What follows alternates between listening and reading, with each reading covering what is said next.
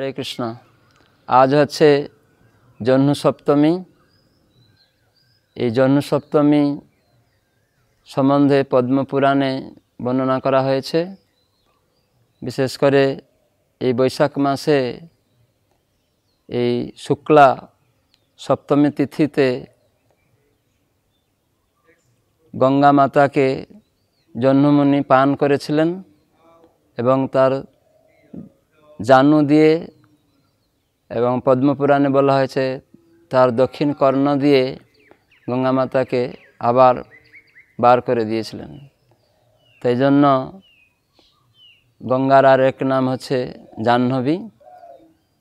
তো এই প্রসঙ্গে বর্ণনা করা হয়েছে, যখন ভগীরথ তিনি গঙ্গাকে নিয়ে আসছিলেন তার পিতৃব্যদের মুক্ত করার জন্য, তখন এই নবদ্বীপ ধামে, যে নবদ্বীপ মানে 9টি দ্বীপ, তার মধ্যে একটি দ্বীপ হচ্ছে জহ্নদ্বীপ। যে জহ্নদ্বীপে জহ্নমুনি তিনি তপস্যা করছিলেন, গৌরাঙ্গের আরাধনা করছিলেন এবং গৌরাঙ্গ মহাপ্রভুর দর্শন লাভ করেছিলেন। তো যখন ভগীরথ তিনি গঙ্গাকে নিয়ে আসছিলেন, এই নবদ্বীপ ধামে যখন এসে পৌঁছেছেন সেই জহ্নদ্বীপে, তখন তিনি একটু বিশ্রাম করছিলেন। পরে তিনি আবার শঙ্খ বাদন করলেন, কেন গঙ্গা মাতা বলেছিলেন যে তুমি শঙ্খ বাজিয়ে বাজিয়ে আমার সামনে চলবে আর আমি তোমার পিছন দিয়ে চলতে থাকব। তো সেদিন তিনি একটু ক্লান্ত হওয়ায় তিনি একটু বিশ্রাম করছিলেন। অল্প বিশ্রাম করার পরে আবার শঙ্খ বাজালেন। তখন গঙ্গা মাতা মনে ভাবলেন যে এইখানে নিশ্চয়ই জহ্নমুনি শঙ্খ বাজিয়েছেন। তাই তিনি ভগীরথকে বললেন, চলো আমরা জহ্নমুনির আশ্রমে যাই, তিনি আমাকে শঙ্খ বাজিয়ে আহ্বান করছেন, চলো আমি জহ্নমুনির আশ্রমকে প্লাবিত করব। তো জহ্নমুনি যোগ বলে তিনি বুঝতে পারলেন যে গঙ্গা এখানে ভাসিয়ে নিয়ে যাবে। তখন তিনি তার দক্ষিণ হস্ত মাটিতে তিনি স্থাপন করেছিলেন এবং গঙ্গা খুব প্রবাহমান হয়ে তিনি তার আশ্রমের কাছে গিয়ে কুশাকুশি সব ভাসিয়ে নিয়ে যাচ্ছিলেন। তখন জহ্নমুনি তিনি এক চৌলা করে, এক গণ্ডুষ করে তিনি সম্পূর্ণ জলকে পান করে নিলেন।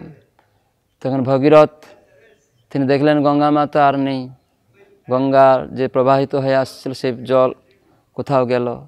তখন তিনি হাহাকার করলেন, মনে খেদ করলেন। তখন জহ্নমুনির কাছে গিয়ে তিনি ক্ষমা চাইলেন এবং জহ্নমুনির কিছু সেবা করলেন। আর সঙ্গে সঙ্গে গঙ্গা মাতাও তিনি তার দিব্য রূপে প্রকটিত হয়ে জহ্নমুনির কাছে তিনি প্রার্থনা করলেন, ক্ষমা চাইলেন এবং তিনি বললেন, আমি আপনার কন্যা স্বরূপ, তো আপনার কন্যা রূপে আমাকে সবাই জাহ্নবী রূপে ডাকবে।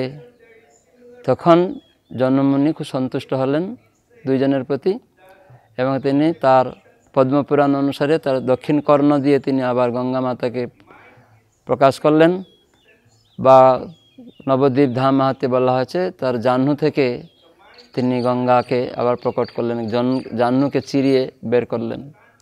তো এভাবে জহ্নকন্যা নামে প্রকটিত, তাই গঙ্গা মাতার আর এক নাম হচ্ছে জাহ্নবী। তো এটি এই বৈশাখ শুক্লা সপ্তমী তিথিতে সংঘটিত হয়েছিল এই লীলা। তা এই তিথিতে যারা গঙ্গা স্নান করবেন, গঙ্গা পূজা করবেন, তারা সমস্ত প্রকার যতই পাপ কর্ম আছে তো সেসব পাপ তার থেকে বিদূরিত হয়ে যাবে এবং সমস্ত ভক্তি লাভ করবে। কলুষ মুক্ত হয়ে তিনি ভগবত ভক্তি লাভ করবেন। বিশেষ করে এই বৈশাখ মাসে এবং এই সপ্তমী শুক্লা তিথিতে যোগ, এটা একটা বিশেষ যোগ ভক্তি লাভ করার, গঙ্গা স্নানে গঙ্গা পূজা করার মাধ্যমে।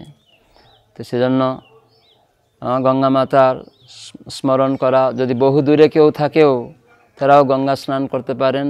গঙ্গা গঙ্গা গঙ্গা এভাবে 3 বার বললেও তারা সম্পূর্ণ কলুষমুক্ত হতে পারে এবং ভক্তি লাভ করতে পারে। অন্য দিনেও গঙ্গা স্নান করাও সমস্ত পাপ থেকে মুক্ত হবে। তো বৈশাখ মাসের বেশি সুযোগ রয়েছে কৃপা লাভ করার গঙ্গা মাতার। তো সেজন্য এই গঙ্গার আরেক নাম হচ্ছে জাহ্নবী। তাই এই শুক্লা সপ্তমী তিথি আজ, তাই জন্য এটা জহ্নু সপ্তমী নামে সবাই জানেন। জয় জাহ্নবী মাতা কি, জয় গঙ্গা মাতা কি, গঙ্গা মাতা কি, নিতাই গৌর প্রেমানন্দে। হরে কৃষ্ণ কৃষ্ণ কৃষ্ণ হরে হরে, হরে রাম রাম রাম হরে হরে।